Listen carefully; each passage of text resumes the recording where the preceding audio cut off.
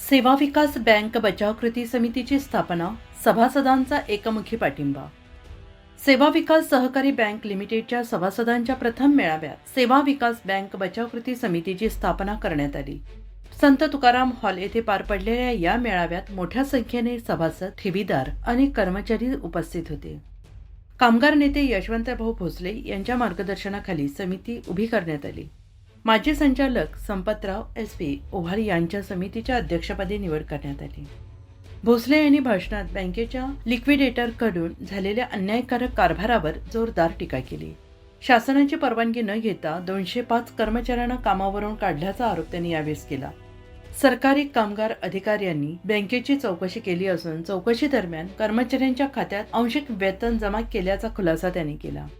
या मेळाव्यात सभासदांनी एकमुखाने खालील ठराव मंजूर केले। बँकेचा रद्द झालेला परवाना पुन्हा बहाल करावा, लिक्विडेटरची नियुक्ती रद्द करावी, 205 कर्मचाऱ्यांना पूर्ववत कामावर घ्यावे, प्रलंबित वेतन द्यावे, बँक इतर कोणत्याही वित्तीय संस्थेत विलीन करू नये, बँकेचे नियंत्रण पुन्हा सभासदांकडे सोपवावे।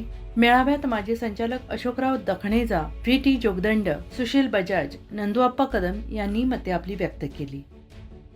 सभासदांनी कृती समितीच्या पाठीशी उभे राहण्याची प्रतिज्ञा केली आणि या कार्यक्रमाचे सूत्रसंचालन आणि आभार सिद्धार्थ ओव्हाळ यांनी मानले। सेवा विकास बँकेचा घोटाळा झाल्यानंतर तिथल्या कर्मचाऱ्यांची फसवणूक झाल्यानंतर ते कर्मचारी आपल्याकडे आले। आपण तो लढा स्वतः उभारला। त्या लढ्याच्या माध्यमातून अनेक आंदोलन, 1-2 आंदोलन केले। बँकेवरती शासनाची रेड देखील झाली आणि आताच आपण त्याची एक समिती देखील स्थापन करण्यात आलेली।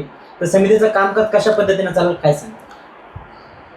आज त्या ठिकाणी महाराष्ट्र शासनाच्या वतीनं लिक्विडेटर नियुक्त करण्यात आलेलं आहे आणि लिक्विडेटर जेव्हा रिझर्व्ह बँक ऑफ इंडियानं परवाना रद्द केला तेव्हा लिक्विडेटर यांनी कर्मचाऱ्यांना कामावरून काढताना किंवा बँकेचे काही विभाग बंद करताना महाराष्ट्र कामगार विभागाची आणि महाराष्ट्र शासनाची अर्ज करून परवानगी घ्यायला पाहिजे होती आणि ती परवानगी घेत असताना कर्मचाऱ्यांची बाजू देखील कामगार विभाग जे आहे ते समजून घेत असते। अशा परिस्थितीमध्ये ही कुठली बाजू त्यांनी न पाहता डायरेक्ट कर्मचाऱ्यांना बडतर्फ केल्यामुळे महाराष्ट्र शासनाच्या कामगार विभागानं ती परवा धडक त्यांची तपासणी केलेली आहे। तक्रारीवरून आमच्या आता 7 दिवसाची मुदत त्यांना दिली आहे की 7 दिवसामध्ये तुम्ही त्यांना रिप्लाय फाईल करायचा आहे आणि जर तसं काही आढळून आलं नाही तर त्यांच्यावर प्रोसिक्युशन देखील दाखल होतील।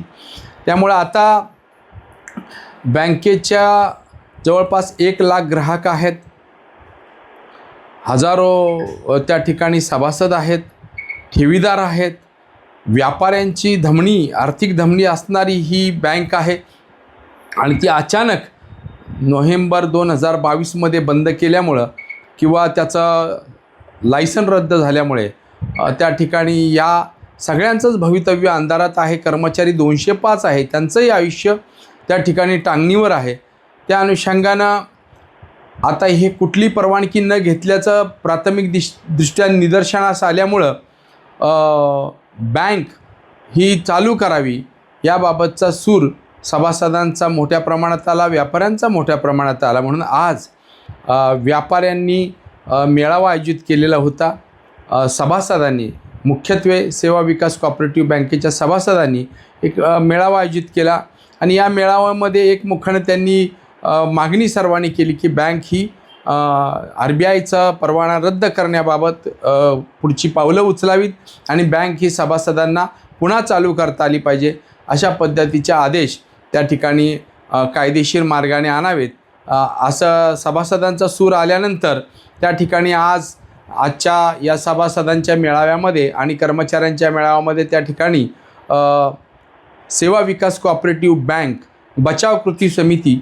अशी स्थापन करावी अशी सभासदांकडून मागणी आल्यानंतर ही बचाव कृती समिती स्थापन करण्यात आली। आता आज ठराव तोही झाला। त्याचप्रमाणे SB ओव्हाळ माजी उपाध्यक्ष आहेत बँकेचे, त्यांना त्या कृती समितीच्या अध्यक्षपदी त्यांची निवड करण्यात आलेली आहे। बरेच माजी आजी असे आजी नाही पण माजी आणि सदस्य त्याचप्रमाणे कार्यकारिणीचे पदाधिकारी बँकेचे आज मोठ्या संख्येनं उपस्थित होते. त्या सर्वांची भाषणं देखील झाली आणि त्यांनी सर्वांनीच त्या ठिकाणी आम्हाला विनंती केली की आपण ही बँक चालू करण्यासाठी जास्तीत जास्त अजून पुढे प्रयत्न करावेत. त्या अनुषंगानं आज या बचाव कृती समितीच्या मार्फत सर्व सदस्यांनी ठराव केलेला आहे की बँक ही RBIकडं प्रस्ताव पाठवावा की बँक आता इतकी काही वाईट अवस्थेत अवस्थामध्ये नाही, त्यामुळे RBIला प्रस्ताव पाठवावा आणि ही बँक जे रद्द केलेलं लायसन आहे ते पुन्हा कार्यान्वित करावं आणि बँक सभासदांना चालू करण्याची परवानगी देण्याबाबत ठराव जो आहे तो आजच्या कृती समितीमध्ये झाला. आणि त्याचप्रमाणे 205 कर्मचाऱ्यांना पूर्वत कामावर घ्यावं आणि त्यांना मागील 3 वर्षाचा शासनाच्या ID ॲक्टप्रमाणे किंवा कायद्यानुसार या लोकांना 3 वर्षाचा पगार द्यावा, वेतन द्यावं असाही ठराव त्यामध्ये झाला. त्याचप्रमाणे हे ठराव झाल्यानंतर सभासदांच्या स्वाक्षरीनं हे प्रस्ताव झालेले ठराव जे आहेत बँकेच्या सभासदांच्या स्वाक्षरीनं आता कामगार आयुक्त सहकार आयुक्त महाराष्ट्र शासन यांच्याकडे हे ठराव जातील. लिक्विडिटर यांच्याकडे देखील हे प्रस्ताव आणि ठराव जातील आणि त्यानंतर ते सहकार विभागातर्फे हा रिपोर्ट जो आहे तो आज RBIकडे ते पाठवतील पुढे. अशा पद्धतीची ती प्रोसिजर आहे. मागे लिक्विडेटने कर्मचाऱ्यांना धमकी दिली होती की तुम्ही कुठल्याही युनियनकडे गेले किंवा कोणाकडे तुम्ही गेले तर तुमचं जे थकीत वेतन जे काय होतं जे 5-6 लाख रुपये जे मिळणार होते ते मिळणार नाहीत. लिक्विडेटरने अशी धमकी दिली होती. आता ते लोक आपले सभासद झाले, त्यांनी बँक बचाव कृती समिती देखील सादर केली. तर मग ह्या कर्मचाऱ्यांच्या पेमेंटला कुठेतरी धक्का लागेल का असं आपलं काय वाटतं? नाही, उलट असं झालं की तक्रार 3 वर्ष ज्या कर्मचाऱ्यांना 1 रुपया मिळाला नाही त्यांनी युनियन स्थापन केल्यानंतर 1 महिन्याच्या आतमध्ये ज्यावेळेस परवा दिवशी शासकीय कामगार अधिकारीचं स्क्वॉड येतं आहे तपासणीला, हे कळताच आदल्याच दिवशी 3 लाख कोणाच्या खात्यावर, 2 लाख कोणाच्या खात्यावर, 1 लाख अशा पद्धतीनं जे काही 3 वर्षाचं थकीत वेतन आहे त्याच्या 8 ते 10% रक्कम त्यांनी त्याच्यामध्ये टाकलेली आहे. इथून उर्वरित रक्कमबाबत काही त्यांची चर्चा झाली का, मीटिंग झाली का? आणि आपली एक मागणी होती, जे पूर्वी लिक्विडेड होते त्यांनी यांना कामावरून कुठली सूचना न देता काढली, त्यांच्यावर कायदेशीर गुन्हा दाखल होणार का? त्याच्यामध्ये त्यांचा मृत्यू देखील झाला होता, गुन्हा दाखल व्हावा अशी देखील आपली मागणी होती.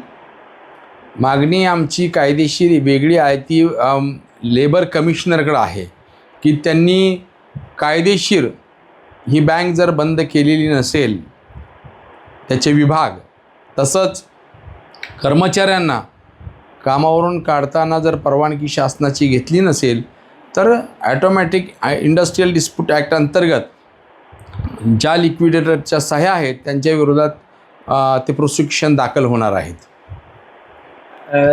गुन्हा दाखल करण्याचा आयुक्तांशी आपली काही चर्चा झाली आहे का, भेट होणार आहे का? हो, त्यामध्ये आता ते विषय होणारच आहे आणि 7 दिवसाची मुदत बँकेला त्यांचं म्हणणं मांडायला दिलेली आहे परवा दिवशी. त्यामुळं 2 दिवस झालेत, आता 5-6 दिवसामध्ये गव्हर्नमेंट काहीतरी निर्णय घेईल.